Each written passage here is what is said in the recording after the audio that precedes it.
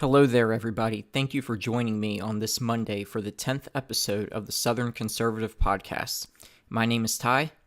I hope you all got a chance to listen to Friday's bonus podcast. There was so much breaking news last week with the Peter Strzok, Lisa Page text messages. There was no way that I was going to be able to cover it all had we stopped on Thursday. But don't expect there to be a Friday podcast every week. You know, I bill this as a Monday through Thursday deal.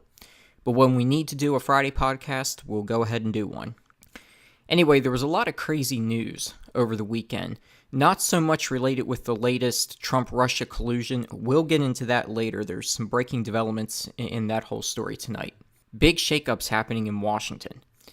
But we're going to start with the Grammys. Now, folks, I don't watch the award shows. I don't watch the Grammys. I don't watch the Golden Globes. I don't watch the Academy Awards, the Emmys, and so on. I don't watch the Country Music Awards. I don't watch any of them. I have no interest in watching these award shows. Well, apparently, neither did the American people last night. Did you see the ratings for the Grammys on Sunday night? Down 24% from last year. Only 19.8 million viewers tuned into the Grammys, the lowest viewership since 2009. According to Deadline, the coveted 18 to 49 demographic was predicted to be at an all-time low. Now, of course, folks, these award shows aren't award shows anymore. Well, they do give out awards, but it's just a way for Hollywood to spout off their propaganda. If you're like me, and I'm sure like a lot of Americans, you're tired of being lectured to by the Hollywood elites. The same Hollywood elites who wore black dresses to the Golden Globes, white roses yesterday to the Grammys in protest of sexual abuse and harassment of women, when it's these same folks who stayed silent for many years and let the sexual harassment and abuse continue in Hollywood. They themselves are part of the problem. And yet they lecture to America on how we need to think, what we should believe, and who we should vote for. This coming from the biggest cesspool outside of Washington, D.C. But isn't it interesting, folks, the same industry that all of a sudden is promoting sexual abuse and harassment awareness and trying to empower women, gave out very few awards last night for women.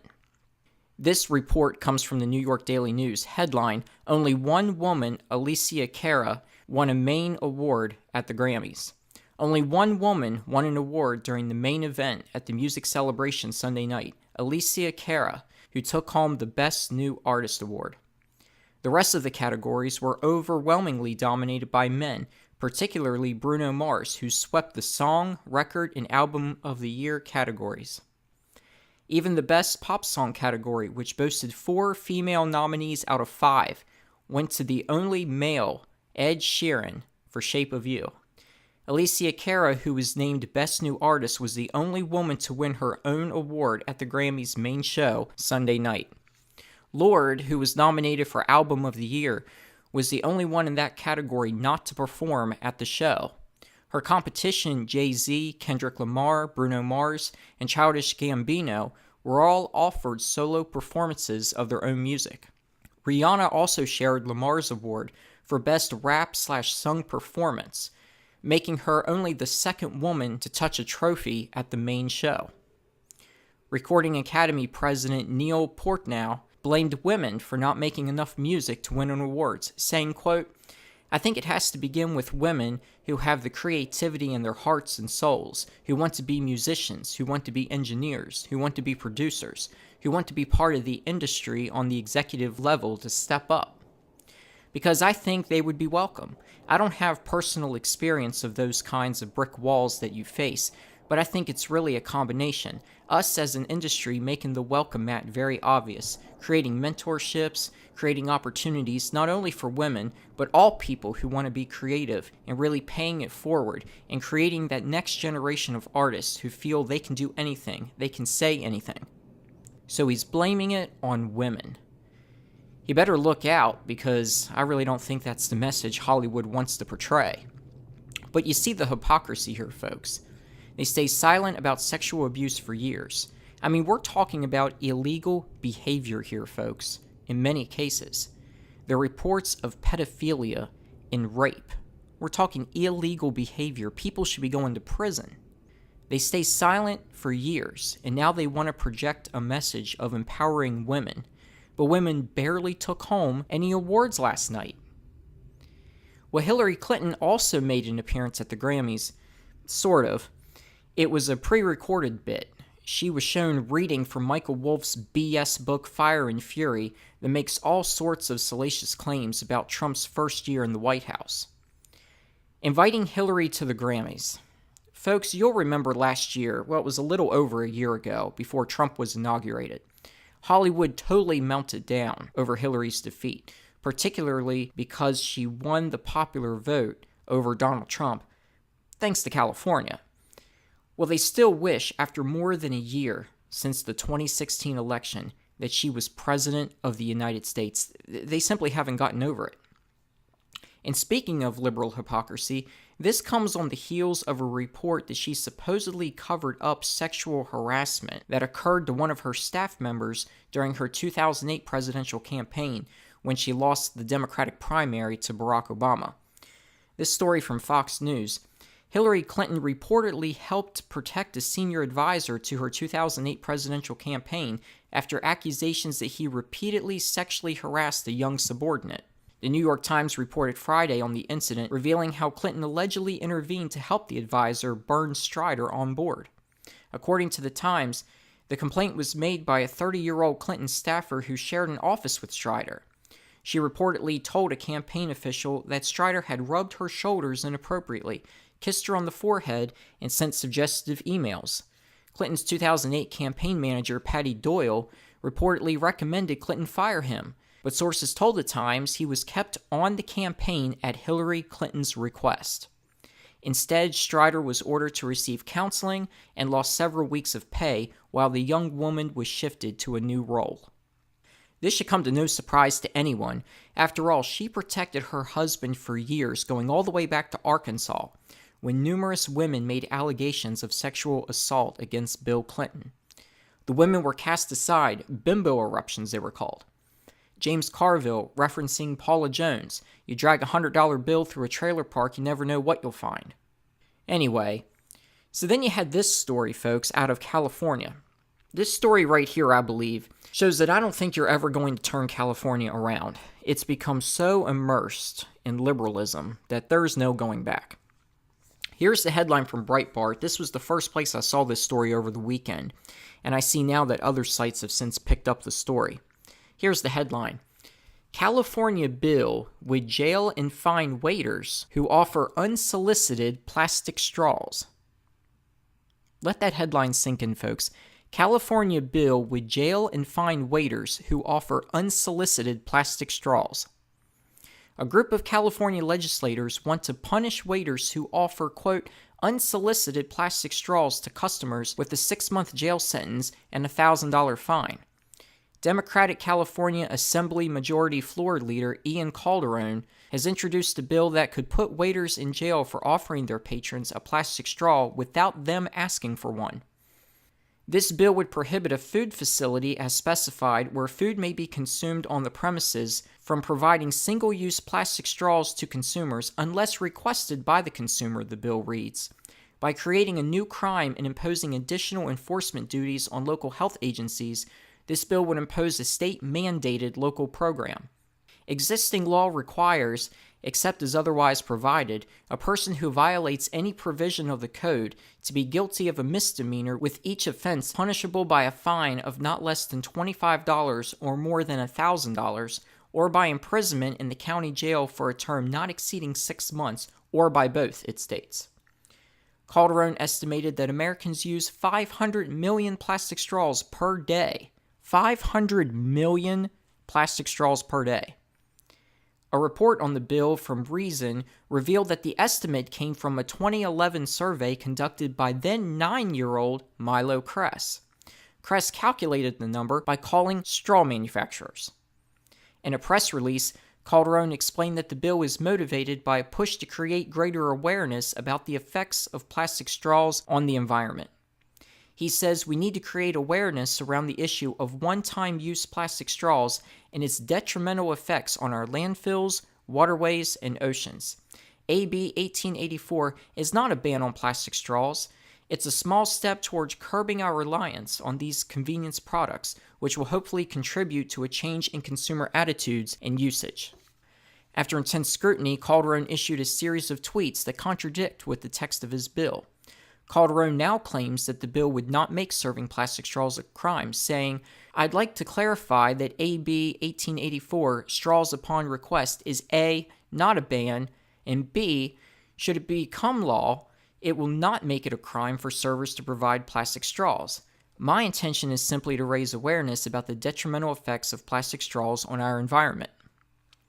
So from what's being reported, the assemblyman is absolutely right. Straws aren't going to be banned. People can still ask for them, but don't dare ask somebody if they would like a straw if they don't first ask for one.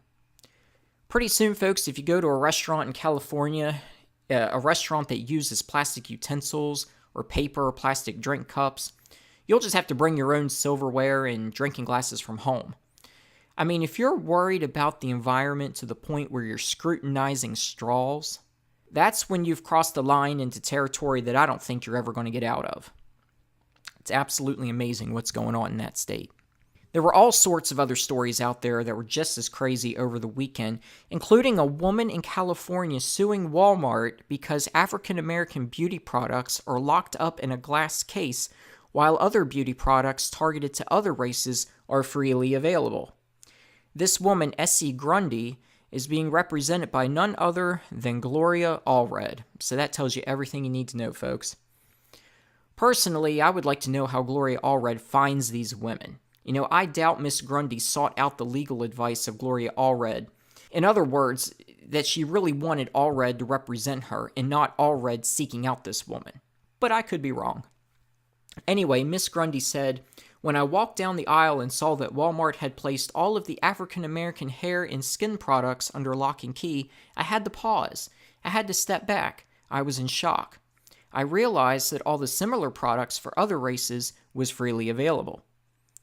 Gloria Allred accused Walmart of perpetuating racial stereotypes, saying, quote, "We think it perpetuates a racial stereotype that African American customers should be suspected of being thieves and criminals." Well, Walmart came out and made a statement about this whole situation, saying, "We're sensitive to this situation and also understand, like other retailers, that some products, such as electronics, automotive, cosmetics, and other personal care products, are subject to additional security. Those determinations are made on a store-by-store basis using data supporting the need for the heightened measures." Well, apparently, folks, in this particular Walmart, people are stealing African American beauty products, and so they have to be kept locked in a glass case. But now Walmart is discriminating. Those are the types of stories that were out there this weekend, folks. I mean, it was just a weird weekend for news. It really was. Before we get into the more serious news of the day, I want to remind everyone to check out the Southern Conservative Facebook page. Go to facebook.com/Southern Conservative. That's facebook.com/Southern Conservative. There you will find articles from different conservative outlets on news stories you probably won't hear about in the mainstream media. Plus, if you follow the news feed on a daily basis, you will see links to the daily podcasts shortly after the podcasts go live. Be sure to also subscribe to this YouTube channel. You'll be notified each time a new podcast has been posted. Remember, podcasts are posted daily, Monday through Thursday. Well, earlier this evening, the House Intelligence Committee voted to make a memo drafted by Devin Nunes and Trey Gowdy public. They also voted down a competing memo that was recently drafted by Democrats on the committee that states the facts the Republicans are putting forth in their memo are distorted. The Department of Justice has objected to the release of this memo, citing concerns of intelligence sources and methods being released to the public and harming ongoing investigations, saying releasing the memo would be extraordinarily reckless. Trump has already indicated that he will give his blessing to the memo. After it's been released and there's been time to synthesize and digest what's in the memo, we'll discuss the details. And that will likely be the subject of tomorrow's podcast. We'll have to wait and see. The memo supposedly highlights FISA abuses by top members of the Department of Justice and FBI and how those abuses were used to target President Donald Trump. Speaking of top officials at the FBI, Deputy Director of the FBI, Andrew McCabe, resigned today. He's supposedly taking, quote, terminal leave, meaning that he will not be working at the FBI, but he's going to be hanging out until the time comes when he can start receiving his government retirement. Sources say, though, that McCabe was removed today from the FBI rather than just simply resigning. So removed versus resigned. Isn't that interesting? This comes after FBI Director Christopher Wray and others at the Justice Department were allowed to view the memo at the House of Representatives on Sunday night. So the timing here is way more than peculiar. Christopher Wray views the memo, which reportedly implicates Andrew McCabe, Deputy Attorney General Rod Rosenstein, and former FBI Director James Comey. And we get reports today that the number 2 guy at the FBI is, quote, removed. Of course, the White House said they had no involvement in this, and it would make sense for the number 1 guy, Director Christopher Wray, to order McCabe to be let go from the FBI. Now, if it's true that there's something damning enough in this memo to make Christopher Wray remove Andrew McCabe before his already expected March retirement date, then McCabe should not even be entitled to his cozy retirement that we, the taxpayers, are going to be funding for the rest of this man's life. You'll recall all last week that I've been explaining to you text messages between Lisa Page and Peter Strzok and how they reveal that the fix was in the Hillary Clinton email investigation. Remember that Strzok was the lead investigator and played a large role in rewriting James Comey's report, which changed the language of Hillary's mishandling of classified information as extremely careless instead of grossly negligent. He also later interviewed Hillary, he being Peter Strzok, months after the exoneration letter was created. It was revealed after Comey had reopened the investigation just days before the 2016 presidential election, after emails from Huma Abedin were found on Anthony Weiner's laptop, that Andrew McCabe's wife had received almost $700,000 from 2 political entities tied to Hillary Clinton's friend, former Virginia Governor Terry McAuliffe. This was money that she received for her failed state Senate race in Virginia in 2015. So you think there's a conflict of interest there, folks? We also have text messages that reveal an insurance policy that was discussed with a man by the name of Andy in the event Trump was elected president. And of course, everybody believes that Andy is Andrew McCabe. This insurance policy may have involved using a salacious dossier paid for by Hillary and the DNC to obtain a FISA warrant to go after members of Trump's campaign and his transition team. This and other things might be revealed in the memo the House Intelligence Committee just voted to make public. We'll see, and I'll bring you all the details when I have them.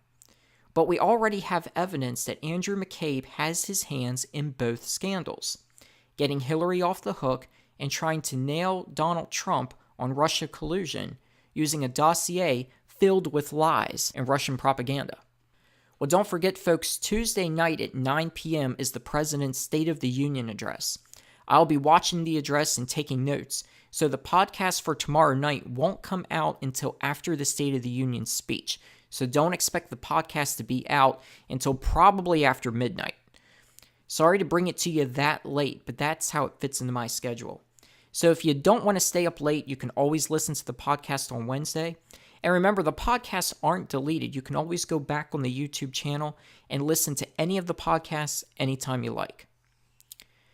The Democratic response, well, the official response, will be from Congressman Joe Kennedy of Massachusetts. He's a grandson of the late Bobby Kennedy.